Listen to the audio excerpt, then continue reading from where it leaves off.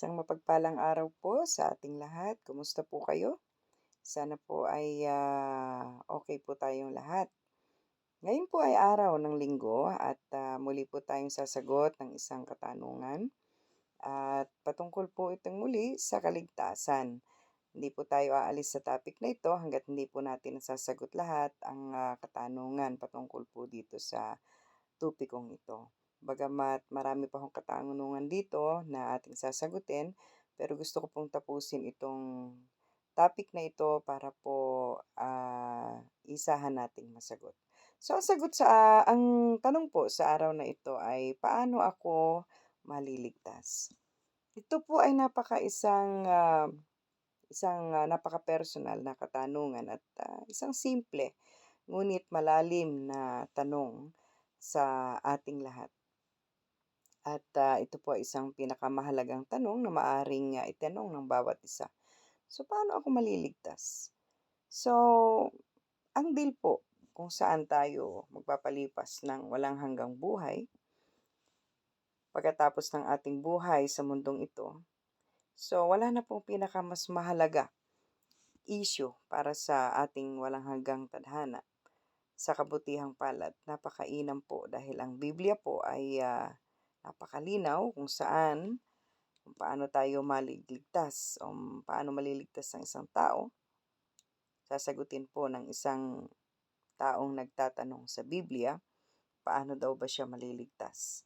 So sa Pilipos, sinabi po ni Pablo at ni Silas, no? Tinanong ng isang tagapagbantay sa kanila, Ginoo, ano ang dapat kong gawin upang ako ay maligtas? Doon po sa sa Acts chapter 16 verse 31. At inilabas niya sila at sinabi, mga Ginoo, ano ang dapat kong gawin upang ako ay maligtas? So sumagot sina Pablo at Silas, sabi po nila, maniwala ka sa Panginoong Hesus at ikaw ay maliligtas. So, yun ang isang nilalaman ng tanong nito. Paano ako maliligtas? Bakit kailangan kong maligtas? Bakit kailangan ko ang kaligtasan? Lahat tayo ay nahawahan ng kasalanan. Lahat po tayo ay nagkasala.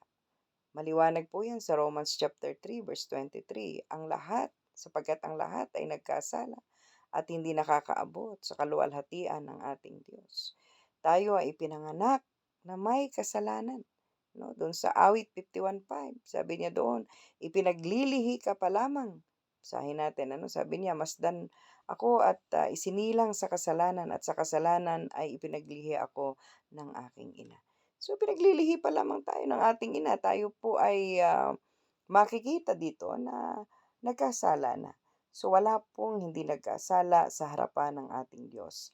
So, minsan pinipili natin na mas magkasala kaysa maging mabuti sa harapan ng ating Diyos. Sa Ecclesiastes 7:20, ang sabi niya doon, tunay na walang taong matuwid sa lupa na gumagawa ng mabuti at hindi nagkasala. You see, lahat ay nagkasala sa harapan ng Diyos. Maging sa Juan 1:8, kung sinasabi natin na wala tayong kasalanan, dinadaya natin ang ating mga sarili at wala sa atin ang katotohanan, sabi niya po doon. So, ang kasalanan po, ang dahilan kung bakit tayo hindi ligtas, kung bakit ang kapahamakan ay nag-iintay sa bawat isa sa atin. Dahil nga po yan sa isang kasalanan. Ang kasalanan ang naghiwalay sa atin sa presensya ng Diyos. Ang kasalanan kung ano ang mayroon tayo sa landas tungo sa walang hanggang pagkawasak. Yun po sana ang dapat at nababagay sa bawat isa sa atin. Pero dahil nga po sa may nagkatawang tao na gusto tayong iligtas, masasagot po yung tanong na paano ako maliligtas, 'no? Ah, ano po ang dapat kong gawin, 'no? How can I be saved? Paano ako maliligtas sa lahat ng bagay na kailangan ko ang kaligtasan? So, ito po ang sabi sa ating Bible, Romans 3:23. Ang sabi niya doon, yun yung binasa natin kanina. So, dahil po sa ating kasalanan, lahat po tayo ay karapat-dapat na mamatay. Karapat-dapat na maparusahan. Romans 6:23. Sapagkat ang kamatayan o ang kabayaran ng kamatayan, ang kabayaran ng kasalanan ay kamatayan. Ngunit ang libreng kaloob ng Diyos ay buhay na walang hanggan kay Kristo Jesus na ating Panginoon. Yun po ang sinasabi niya doon. So, habang ang pisikal na kakahinatnan ng kasalanan ay pisikal na kamatayan, hindi lang iyon ang uri ng kamatayan na nagreresulta po sa kasalanan. Ang lahat ng kasalanan sa huli ay na nagawa laban sa kanya ay isang hanggang walang katapusang na kaparusahan sa Diyos. Yun sa Psalms 51 verse 4, no? Sinasabi niya doon, dahil diyan ang tarungang parusa sa ating mga kasalanan ay walang hanggang kaparusahan. Ang kailangan natin po ay maligtas sa kaparusahang iyan wa, na nagiintay sa atin. Instead, parusahan tayo ng walang hanggang pagkawasak. Matthew 25:46, Revelations 20 verse 15, basahin niyo po yun, ang sinasabi niya doon, ano, na ang mga ito ay papunta sa walang hanggang kaparusahan, ngunit ang mga matuwid sa buhay ay walang hanggang buhay na walang hanggan, 'no. Ibig sabihin lahat ng tao ay darating ang kaparusahan sa kanya at do'n tayo dapat maligtas. So, paano? Paano tayo maliligtas? Paano ibinigay ng Diyos ang kaligtasan sa bawat isa sa atin? So, dahil ang makatarungang parusa para sa kasalanan ay um, walang hanggan mga kapatid. Tanging ang Diyos lamang maaaring magbayad ng parusa dahil lamang 'no, ah, ang walang hanggang, ah, parusa na iyan ay, ginawa ng Diyos ang solusyon o ginawa ho niya yung dapat 'no. Ngunit ang Diyos sa kanyang banal na kalikasan ay hindi maaaring mamatay. Dahil Diyos nga po siya, eh. Pero dahil ang Diyos ay naging tao, nagkailangan niya munang magkatawang tao sa katauhan ng ating Panginoong Kristo. At ang Diyos ay nagkatawang tao, nabuhay kasama natin, nagturo po siya sa atin at siya po ay tinanggihan ah, ng mga tao sa mundong ito. Tinanggihan ang kanyang mensahe at hinangad po siya na siya ay patayin ng mga Hudyo. Siya ay kusa po niyang isinakripisyo ang kanyang sarili para sa atin at pinahintulutan na ang kanyang sarili ay mapako sa krus. John 10:15, basahin niyo po 'yun, 'no? At dahil si Jesucristo ay tao, siya ay maaaring mamatay. At dahil si Jesucristo ay Diyos, ang kanyang kamatayan ay may walang hanggang katapusang halaga, 'no? Ang kamatayan po ni Jesucristo sa cross ay ang ganap at kumpletong kabayaran para sa ating kasalanan. 1 John 2:2, ang sabi niya po roon, siya ang pangpalubag sa ating mga kasalanan at hindi lamang para sa ating mga kasalanan kundi pati rin sa kasalanan ng buong sanlibutan mga kapatid. Kinuha po niya ang, ah, ang, kahihinatnan na nararapat po sana ay para sa atin. Ang pagkabuhay na muli ni Jesucristo sa mga patay ay nagpapakita na ang kanyang kamatayan ay talagang ganap at sapat na hain para sa ating mga kasalanan sa mundong ito, mga kapatid. So, follow up dun sa tanong na paano ako maliligtas. So, ano po ang kailangan mong gawin para ang kaligtasang ito ay mapasa iyo, no? Isang simple pong sagot doon sa um, tanong na ito, no? Sabi niya po dito, yung guard kanina, paano ako maliligtas?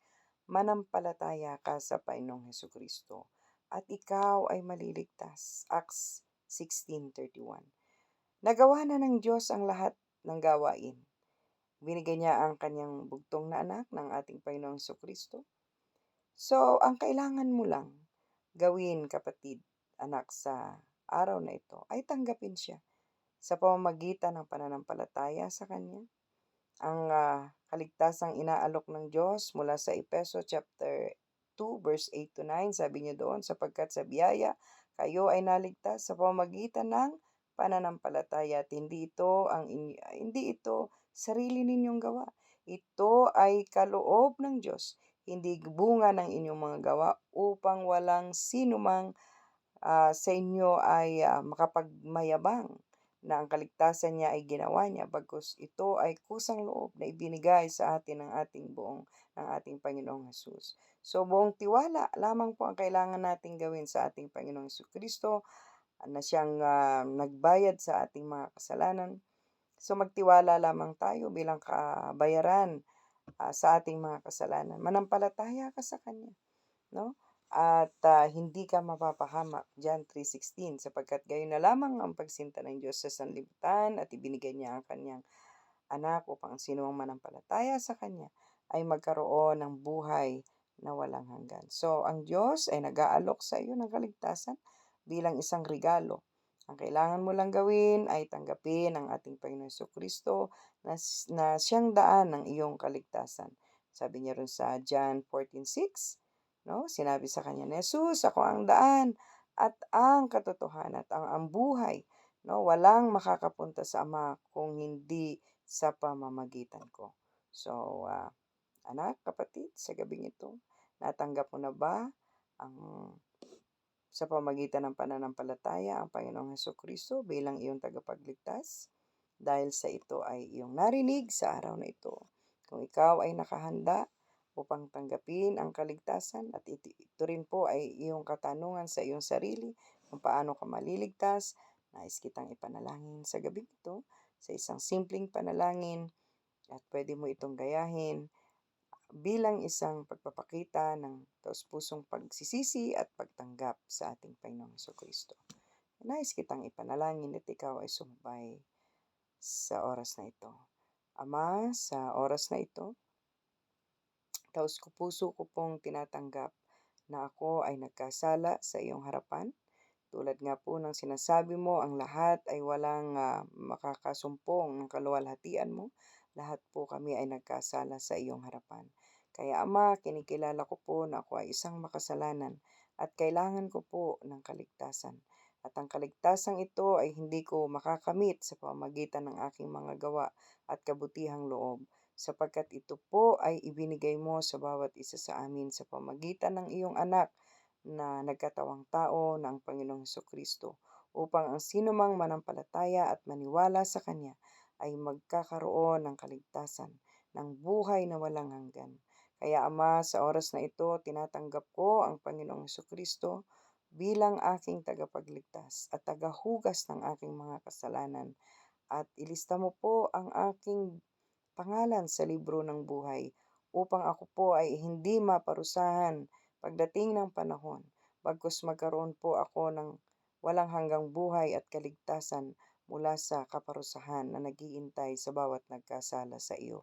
Kaya Ama, ibinibigay ko po ng buong puso ang aking buhay sa gabing ito at ito po ang aking dalangin sa pangalan ng Panginoong Hesus. Amen. So, kapatid, sa oras na ito, kung tinanggap mo ng taos sa iyong puso ang Panginoong Kristo, ang pangalan mo ay nalista na sa libro ng buhay. Sana ikaw ay magpatuloy sa pakikinig ng mga salita ng Diyos upang ikaw ay mapalalim sa iyong pagiging Kristyanismong buhay. At pinapanalangin ko na sana makatagpo ka ng isang um, fellowship na makapagbibigay sa iyo ng iyong pagkain espiritual sa araw-araw. Magandang araw at hanggang sa muli. God bless everyone.